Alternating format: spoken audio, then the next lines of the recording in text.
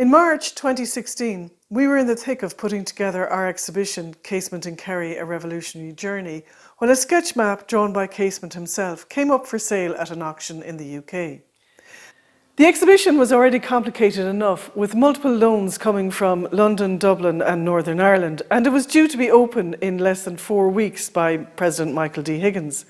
As you can imagine, the stress levels were pretty high, so the last thing I needed at that stage was to persuade the finance people to give me more money to buy a pencil scribble on a small scrap of paper over the phone at an auction and then transport it to Kerry.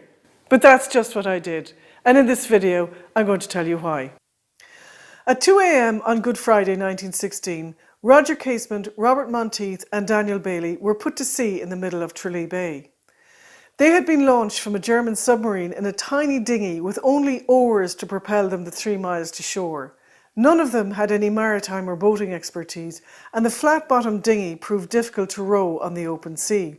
And after an hour and a half of hard slog, they capsized, but luckily they were within striking distance of Bannostrand, and the 3 soaked and exhausted men washed up on the deserted beach at 3:30 a.m.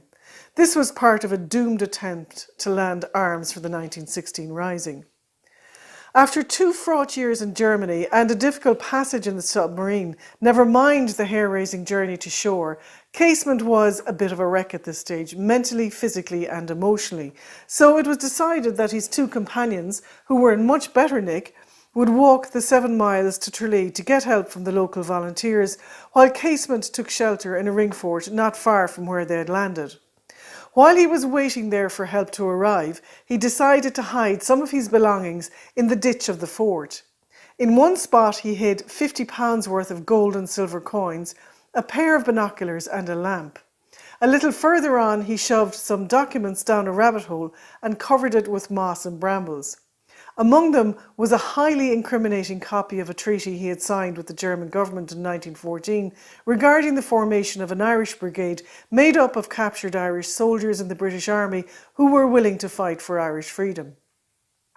By 12 noon, Casement was discovered and arrested, and by Easter Sunday morning he was in Scotland Yard, being interrogated by Basil Thompson, Assistant Commissioner of the Metropolitan Police, and Major Frank Hall of MI5G, forerunner of plain old MI5.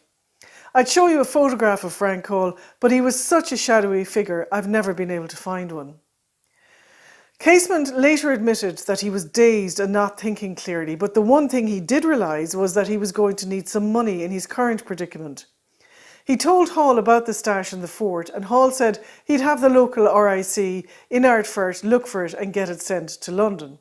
So Casement drew him a map, foolishly adding a helpful note that it could be found under some fern, bracken and bramble on the moat of the Rath about 3 yards to the right of the path.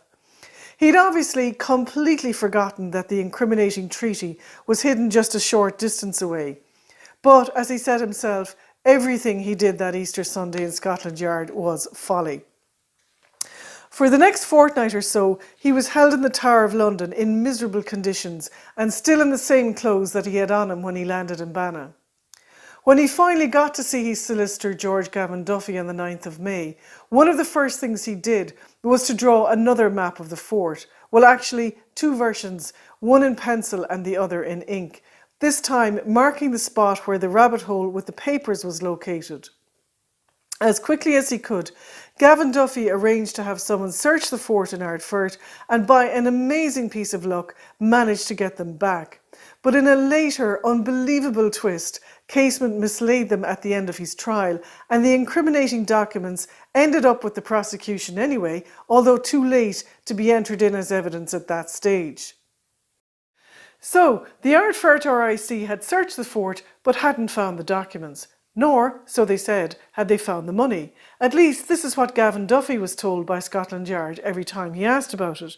And the reason he kept annoying them about it was because he knew they were lying. He had heard that the police had found the money when he sent someone to search for the papers, so he just wouldn't let it go. Even 7 months after Casement's execution, he was still trying to get them to admit the truth, forcing them to undertake the charade of yet another search of the fort in February 1917, which resulted in an official report stating that nothing had been found. This came back to Gavin Duffy with a rather silky insinuation that it might have been taken by someone locally. He was told that the police had not heard that it had been found by any of the numerous civilians who were about the place at the time. With this classic bit of doublespeak, they managed to shift the blame onto the local community of Ardfert, and this hit a very sensitive spot in Kerry.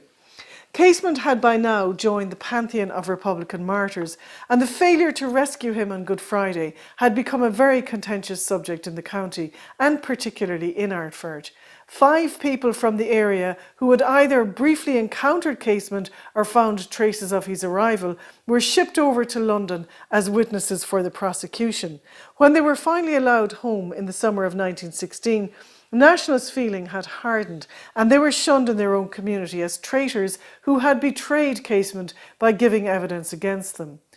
Of the 4, it was the 2 youngest who bore the brunt of this: Molly Gorman, a 19-year-old servant girl, and Martin Collins, a 12-year-old boy. Both eventually left, one to America and the other to New Zealand, never to return. The insinuation that Casement's money might have been found by somebody locally fed into a general feeling that not only had he been abandoned and betrayed in Kerry, but he had also been robbed. As a reparation, the county fell over itself, naming places after Casement. You name it, and we named it. Not bad for a man who was in the county for barely 36 hours. But a sense of shame still lingered. This manifested itself in Ardfert over the years in half-stories, distortions, name-calling, whispers and taboos. In 2016, older people could still recall taunts of casement killers or casement hangers being thrown at them at football matches and dances in neighbouring villages throughout the 40s, 50s and 60s. Meanwhile, the original sketch map drawn for Hall had disappeared, presumed lost as no trace of it was to be found in the voluminous files relating to Casement's possessions kept by Scotland Yard and eventually deposited in the National Archives in Kew. Gavin Duffy had kept the 2 maps Casement had drawn for him, and they are now in his papers in the National Library of Ireland. He went to his grave believing that Scotland Yard had lied about the money, but he could never prove it. But then, in March 2016, the missing sketch map surfaced at the auction in the UK of the private collection of Major Frank Hall, the shadowy figure who had been one of Casement's interrogators. Alongside the map was a note proving what Gavin Duffy had known all along. The money had been found and kept by the police. Hall was from a similar landowning Ulster Unionist background as Casement, and he despised him as a class traitor. He had kept the map as a trophy and annotated it with a description of how some of Casement's belongings that were found on the beach and in the Ringfort had been distributed amongst those involved in his arrest and interrogation. It details how the binoculars were given to Basil Thompson, gold cufflinks to Detective Inspector Chessman, a flag to the RIC mess in the Phoenix Park, 3 Mauser pistols to the RIC, one of which went to Ivor Price in Dublin Castle, who'd used it to shoot at Constance Markovich during the fighting of Easter week, and finally cash to the sergeant and constables in the RIC barracks in Ardfert. Gavin Duffy was right all along. The official report was a lie, the money had been found by the police, and Hall had let them keep it. Casement had been robbed by the security forces, not by anyone in Ardfert. And this is why I made such an effort to get the map and its accompanying note. Our exhibition focuses on the intellectual, political and emotional journeys over the course of Casement's life that brought him to Bannastrand in 1916. Many of these journeys impinge on world history and on the narrative of Irish history. But for us here in Kerry, this is very much a local story. In washing ashore in Banna, Casement had a profound effect on the county and left behind a very complex legacy. We wanted to tease out its many layers and confront some of the half-stories and distortions of the past. The map, as a correction to the official record, has been one way to do that, and it's given people here another perspective from which to view the story of Casement in Kerry.